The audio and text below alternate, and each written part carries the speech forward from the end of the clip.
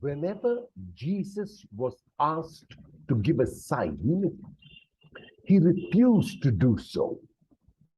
And the reason for his refusal was because he said, an evil and adulterous generation asks for a sign. Evil and adulterous generation here must be interpreted as an unbelieving generation. Because if one believed, one would not need a sign. And if one did not believe, no matter how many signs were given, one would continue in one's unbelief. In the gospel text of today, another reason for the refusal to give signs is given. Jesus berates the cities of Capernaum, Chorazin, and Bethsaida. And why does he do that?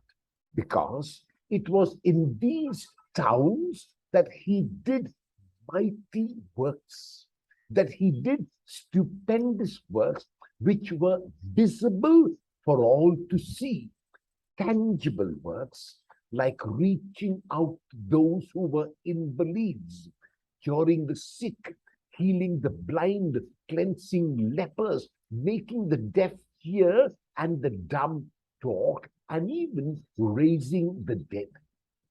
The people of Chorazin and Bethsaida and Capernaum witnessed these stupendous works, and yet there was no change in them at all.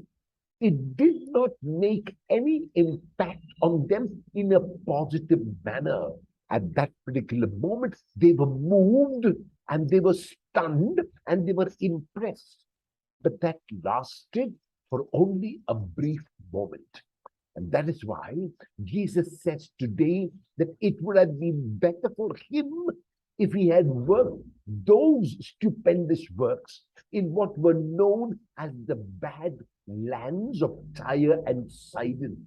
If he had worked these stupendous and mighty works there, the people would have repented, which must be interpreted as they would have put on a new mind, they would have got a new heart, they would have got a new vision which would help them to look at people in a new way. Today, 2000 years later, we are no more better than the people of Chorazin and Bethsaida and Capernaum, because we have been privileged to have received every single sign in Jesus, and yet the manner in which we behave makes it seem like we have never encountered him. We continue in our selfish ways.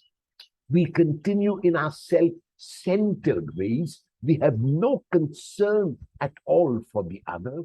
And yet, the core of the ministry of Jesus was selflessness and concern for the other.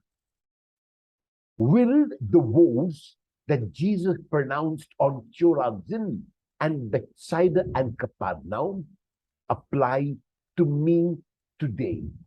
If yes, what will I do about it?